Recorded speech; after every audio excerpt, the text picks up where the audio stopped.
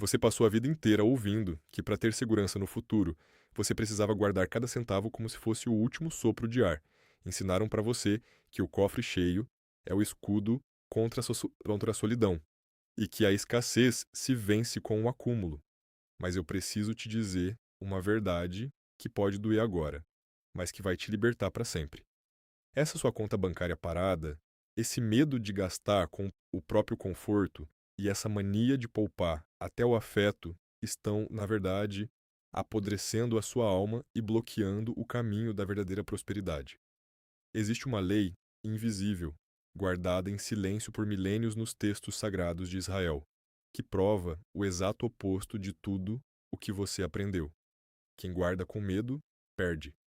Quem faz fluir com sabedoria, multiplica. Acompanhe a história de Samuel.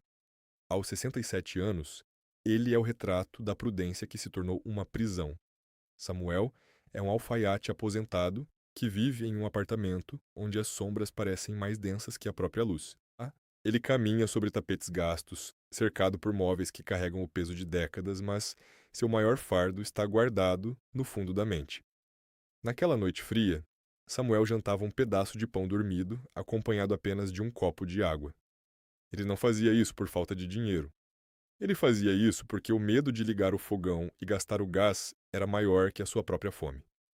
A luz azulada da tela do celular iluminava seu rosto vincado por rugas de preocupação enquanto ele conferia, pela 10ª vez no dia, o saldo no banco. Os números estavam lá, sólidos e crescentes, mas Samuel se sentia cada vez mais vazio. Naquele mesmo instante, uma notificação brilhou na tela.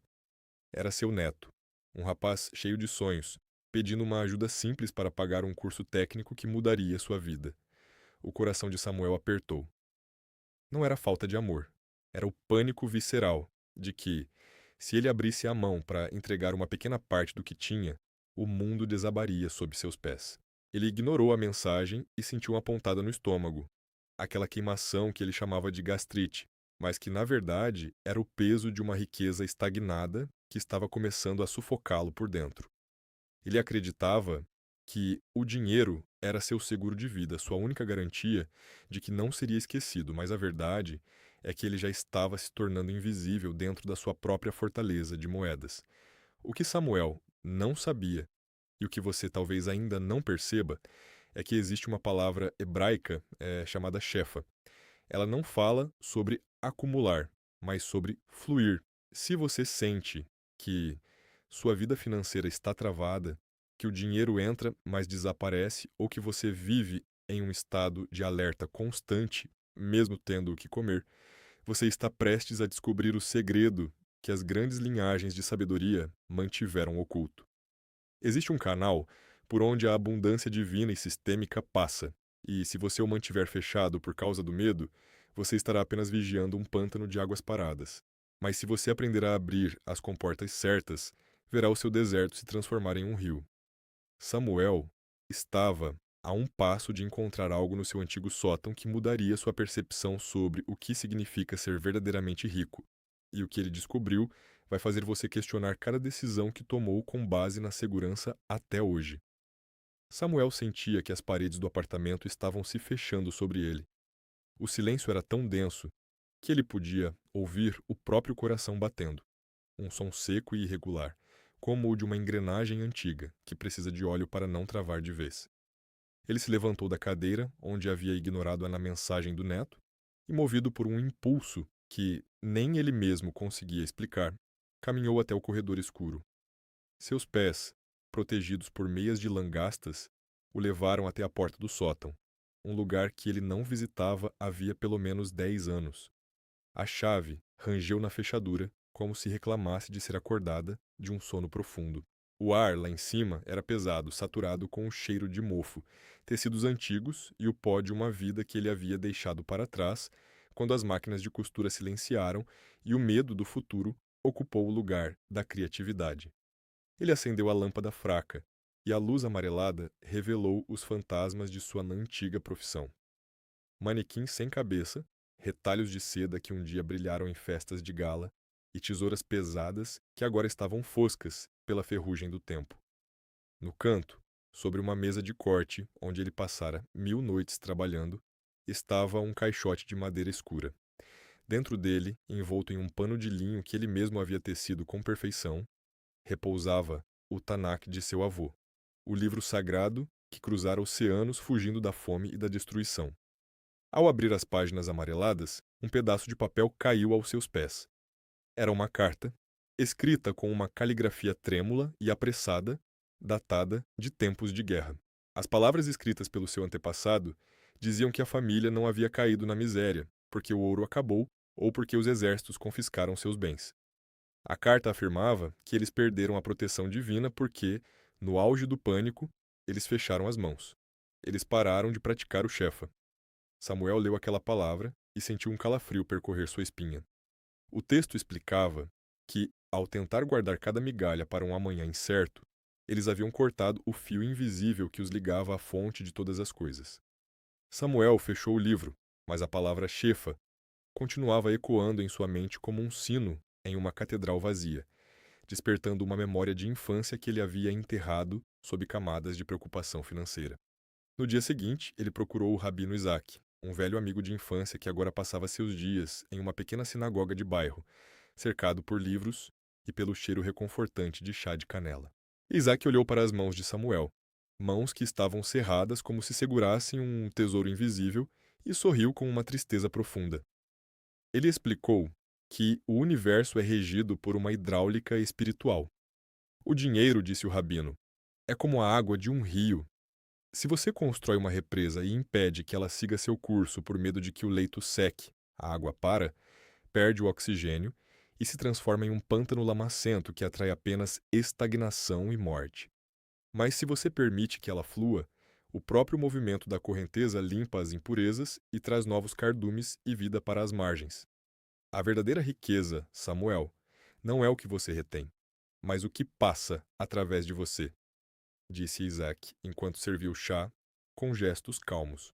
Se você guarda apenas para se proteger, você está dizendo ao universo que não confia no amanhã. E quando você não confia, o canal do Shefa se fecha porque ele só funciona através da utilidade e da circulação. Samuel sentiu uma pontada forte no estômago, a mesma que ele achava ser um problema físico, mas que agora ele entendia ser o grito de sua alma morrendo de sede ao lado de um poço que ele se recusava a abrir. O rabino então lançou um desafio que fez Samuel perder o fôlego por um instante. Ele disse que, para o fluxo voltar, Samuel teria que realizar um ato de sacrifício contra o seu maior medo, algo que exigiria que ele abrisse o cofre onde guardava sua falsa sensação de segurança. Samuel saiu dali caminhando pelas ruas movimentadas, vendo pessoas comprando, vendendo e trocando, e pela primeira vez em décadas percebeu que ele era o único ponto estático e sem brilho em um mundo que não parava de girar. Ele chegou em casa e olhou para o seu celular. A mensagem do neto ainda estava lá, brilhando como uma acusação silenciosa e uma oportunidade de redenção. Ele sabia o que precisava ser feito, mas o pânico de ver os números da sua conta diminuírem era como uma mão de ferro apertando seu pescoço. E ele percebeu que a decisão que tomaria nos próximos minutos determinaria se ele terminaria seus dias como um vigia de cinzas, ou se renasceria como um senhor do próprio destino. Samuel voltou para casa, com as palavras do rabino martelando em sua cabeça como o som de uma máquina de costura em alta velocidade.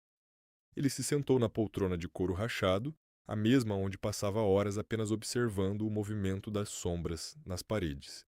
O silêncio, que antes era seu único companheiro, agora parecia preenchido por uma voz interna, ranzinza e vigilante, que ele conhecia muito bem. É loucura, ele pensou. Isaac ficou velho demais e perdeu o juízo. Como alguém pode dizer que para ter segurança eu preciso abrir mão do que conquistei com tanto suor? Samuel olhou para as próprias mãos, calejadas e com as articulações inchadas pelo reumatismo. Cada centavo, naquela conta bancária, representava uma bainha bem feita, um terno ajustado sob medida, noites em claro sob a luz de uma lâmpada fraca. Ele se sentia como um sentinela guardando a última fortaleza de sua dignidade. Se eu entregar esse dinheiro, o que sobrará de mim? Se os números diminuírem, eu estarei diminuindo também. Essa é a armadilha em que você, que me ouve agora, talvez também esteja preso. Você chama seu medo de prudência. Você chama sua avareza de responsabilidade. Você diz para si mesmo que está apenas se precavendo contra as incertezas de uma velhice difícil, mas a verdade é que você está usando o seu patrimônio como um caixão que você mesmo está decorando por dentro. Samuel abriu o aplicativo do banco e o brilho da tela pareceu uma ofensa à penumbra da sala. Ele viu os números e sentiu um conforto frio, uma anestesia que o impedia de sentir a própria solidão. Ele pensou no neto e, por um instante, uma onda de julgamento subiu por sua garganta. Esse garoto não sabe o que é a vida, ele pensou. Ele quer tudo fácil. Se eu der o dinheiro para esse curso, ele vai desperdiçar. Ele vai esquecer quem o ajudou, e eu ficarei aqui, mais pobre e mais vulnerável. Samuel estava usando a lógica da escassez para assassinar a possibilidade do Shefa antes mesmo que ela pudesse germinar. Ele se lembrou da fome que seus pais passaram, do cheiro de poeira e da sensação de estômago vazio que marcou sua infância. Aquela memória não era apenas uma lembrança, era um fantasma que segurava seus pulsos. Para Samuel, e talvez para você, o dinheiro não é moeda de troca, é oxigênio. E quem, em sã consciência, pararia de respirar voluntariamente? Ele fechou os olhos e tentou ignorar a queimação no estômago, mas a dor era persistente. Era a dor de uma represa que está prestes a rachar, porque não suporta mais o peso da água estagnada. Ele se levantou e foi até a cozinha, abriu a torneira e viu a água correr, indo embora pelo ralo. Ele sentiu uma vontade súbita de fechar o registro, de parar o fluxo, de conter o desperdício. Ele percebeu que sua mente estava programada para detectar a perda em cada detalhe da existência. Ele não via a utilidade da água que limpa. Ele via apenas o custo da água que vai embora. Essa rigidez emocional é o que mantém tantos de nós isolados, vivendo em casas cheias de objetos e contas cheias de recursos, mas com corações secos como papel antigo. Samuel voltou para o quarto e olhou para o livro do avô que ainda estava sobre a mesa. A carta falava sobre o perigo de fechar as mãos, mas Samuel sentia que, se abrisse as suas, ele simplesmente se desfaria em pó. A resistência era física. Seus músculos estavam tensos, sua respiração curta. Ele começou a listar mentalmente todas as razões para dizer não. A inflação, a crise econômica, a saúde que pode falhar a qualquer momento, o custo dos remédios, a ingratidão do mundo. Cada justificativa era um tijolo em um muro que ele vinha construindo há décadas para se proteger de um mundo que ele considerava hostil. Mas no fundo daquele muro, uma pequena fissura havia sido aberta pela palavra Shefa. Ele sabia que, se continuasse como estava, ele morreria em segurança, mas morreria sozinho. Ele seria o homem mais rico do cemitério, mas o mais pobre em histórias em abraços e em vida pulsante. A batalha entre o velho Samuel, o guardião da escassez, e o novo Samuel, que ansiava pelo fluxo, estava apenas começando e o peso de uma vida inteira de medos estava pressionando seu peito com uma força quase insuportável. Samuel finalmente tomou a decisão que parecia impossível. Ele se encontrou com o neto em uma tarde cinzenta e, com os dedos gelados e trêmulos, entregou o envelope que representava meses de sua segurança ilusória. Logo depois, ele deu o passo seguinte, alugando o pequeno espaço que se tornaria a oficina comunitária. Por alguns dias, um brilho quase esquecido surgiu em seus olhos. Ele sentia que estava desafiando o destino que estava finalmente fazendo a água do seu rio correr. Mas o universo tem formas misteriosas de testar a nossa convicção antes de nos entregar a recompensa. Na segunda semana, um cano-mestre estourou no prédio antigo da oficina durante a madrugada. Quando Samuel chegou pela manhã, a água não era mais um símbolo de fluxo espiritual, mas um agente de destruição. O chão estava coberto por uma lama escura que havia encharcado os rolos de seda e linho que ele comprara com tanto sacrifício. O prejuízo era absoluto. O dono do imóvel, em vez de se solidarizar, alegou que a culpa era da má utilização das instalações e exigiu uma reforma imediata que custaria o dobro do que Samuel ainda tinha na conta. Para piorar Léo, O neto mandou uma mensagem curta, dizendo que o curso era puxado demais e que ele não sabia se daria conta de conciliar com o trabalho. O mundo de Samuel desabou. Ele sentiu cada fibra do seu corpo reclamar uma dor física que subia do estômago e apertava a garganta até ele quase não conseguir respirar. Ele voltou para o apartamento sombrio e se arrastou até a poltrona, sentindo-se um velho tolo que havia jogado fora as economias de uma vida inteira por causa de um conto de fadas contado por um rabino sonhador. O silêncio da casa agora parecia uma gargalhada cruel. Ele olhou para o saldo no celular e viu o abismo. Pela primeira vez em anos, ele chorou não pela perda do dinheiro, mas pela perda da esperança de que ele poderia ser algo mais do que um prisioneiro do medo. Ele se sentia inútil, descartável e profundamente sozinho. Você sabe exatamente como é esse sentimento. É o momento em que você tenta mudar, tenta ser mais leve ou mais generoso, e a vida parece te dar um soco de volta para o seu lugar de dor. É o pensamento que invade a sua mente no meio da madrugada, dizendo que você é velho demais para aprender novas lições e que a segurança é a única coisa que realmente importa. Samuel fechou o livro do avô e o empurrou para o chão, desejando nunca ter subido naquele sótão. Ele estava no ponto mais baixo de sua trajetória, convencido de que o Shefa era uma mentira e que ele estava destinado a secar junto com o seu deserto particular, sem saber que o verdadeiro teste do fluxo não acontece na calmaria, mas no meio da tempestade que parece querer nos afogar. Samuel permaneceu sentado no chão da oficina, encharcada por muito tempo, sentindo o cheiro de tecido molhado e o frio que subia do piso de cimento. Em sua mente, a voz do medo gritava que ele havia sido um tolo, que Isaac o havia enganado e que o universo estava rindo da sua ingenuidade. Mas no meio desse barulho ensurdecedor, um silêncio novo começou a florescer. Ele olhou para os rolos de tecido perdidos e percebeu algo que nunca havia notado antes. Aqueles tecidos estavam parados no sótão há décadas, morrendo lentamente pelo tempo e pelo esquecimento. Ao trazê-los para a oficina, ele os havia colocado em movimento. O fato de terem sido atingidos pela água não era o fim, mas um evento no percurso. Samuel fechou os olhos e, em vez de lutar contra a dor no estômago, ele a observou. Ele percebeu que aquela queimação não vinha da perda do dinheiro, mas da resistência em aceitar que a vida não pode ser controlada por planilhas. Naquele momento, a imagem do rio descrita pelo rabino se tornou real em sua mente. Um rio não reclama das pedras ou das quedas. Ele simplesmente contorna e continua sua jornada, porque sua natureza é fluir. Samuel entendeu que o Shefa não era um prêmio por ser bom, mas uma lei física de circulação. Se ele parasse agora, ele provaria que sua confiança era falsa. Ele se levantou com uma agilidade que não sentia há anos, ignorando o cansaço dos ossos. Ele não foi para casa se esconder. Ele pegou um rodo e começou a empurrar a água para fora da oficina. Cada movimento era um rito de passagem. Ele estava expulsando não apenas a água suja, mas décadas de uma mentalidade que o mantinha pequeno e assustado. Ele pegou o celular e, em vez de ler a mensagem de desistência do neto, ele ligou para ele.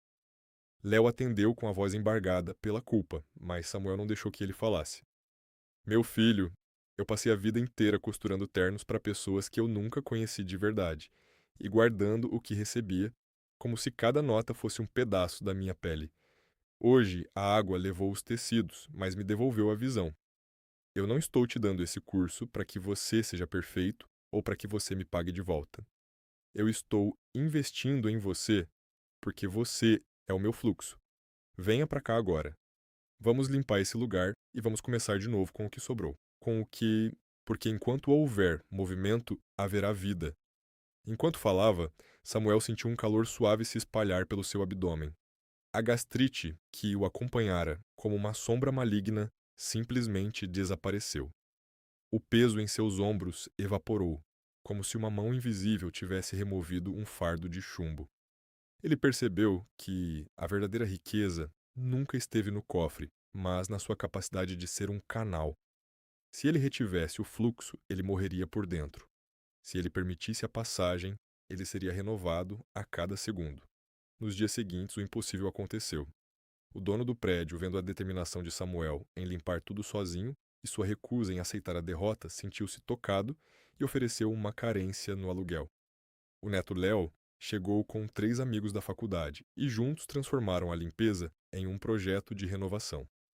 O que era uma tragédia se tornou a maior propaganda que a oficina poderia ter.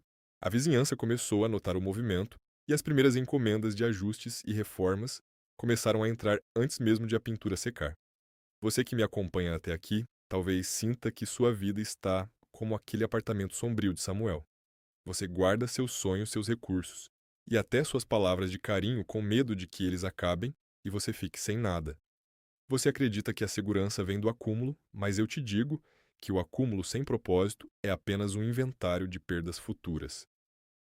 A lição de Shefa é sobre confiança absoluta na fonte que nunca seca.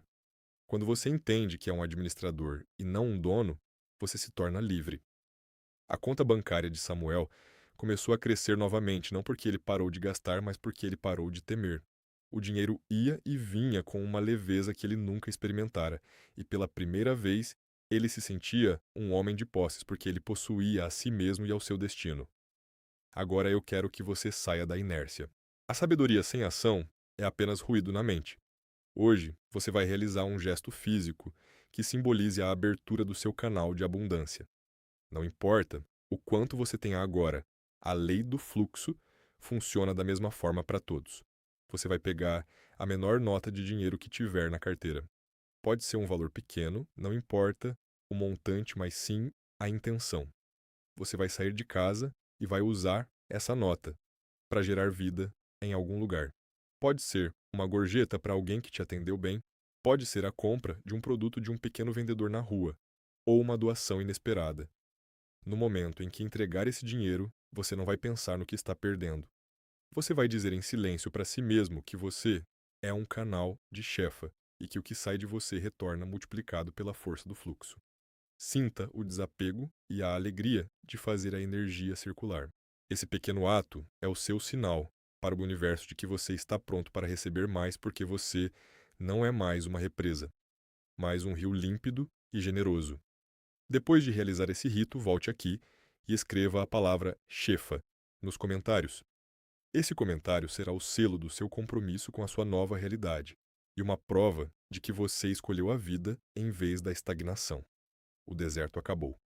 É hora de deixar a água correr. A oficina de Samuel Now era mais apenas um lugar de trabalho, mas um ponto de luz no bairro. Pela manhã, o cheiro de café fresco se misturava ao aroma do giz de alfaiate e do ferro de passar aquecido. Ele não trabalhava mais por necessidade de sobrevivência, mas pelo prazer de ver a beleza sendo criada e o valor sendo trocado. Seu neto Léo agora dominava as ferramentas digitais, trazendo clientes que Samuel nunca imaginou alcançar, enquanto o velho mestre ensinava ao jovem a paciência do ponto perfeito e a dignidade de um terno bem cortado. A conta bancária, que antes era um número estático e vigiado com angústia, agora se comportava como um organismo vivo. O dinheiro entrava com a mesma naturalidade com que Samuel o utilizava para investir em melhores tecidos, para reformar a fachada da loja ou para proporcionar um jantar especial para a mesa da família sem consultar o saldo com as mãos suadas. Você percebe que a verdadeira segurança nunca esteve no montante acumulado, mas na sua capacidade de gerar movimento. Samuel entendeu que o medo da escassez era, na verdade, o que atraía a escassez. Quando ele parou de lutar contra o fluxo, o universo parou de apresentar obstáculos. A ciência explica que quando abandonamos o estado de hipervigilância e alerta constante, nosso cérebro deixa de produzir cortisol em excesso, permitindo que a nossa mente identifique soluções e oportunidades de lucro que o pânico mantinha escondidas. Espiritualmente, o Shefa e a prova de que somos administradores temporários de recursos que pertencem a uma fonte infinita. Se você tenta se tornar dono de algo que deve fluir, você acaba se tornando escravo desse objeto. Hoje, Samuel caminha pela rua com a cabeça erguida e o passo firme. Ele não e mais o velho solitário, que economizava no gás de cozinha, mais um senhor do próprio destino que entende que a abundância e um direito de quem se dispõe a ser canal. A vida dele não mudou porque ele ganhou na loteria, mas porque ele mudou a lente pela qual enxergava o mundo. O deserto secou porque ele parou de desviar a água para o seu próprio reservatório particular e permitiu que ela regasse a terra ao seu redor.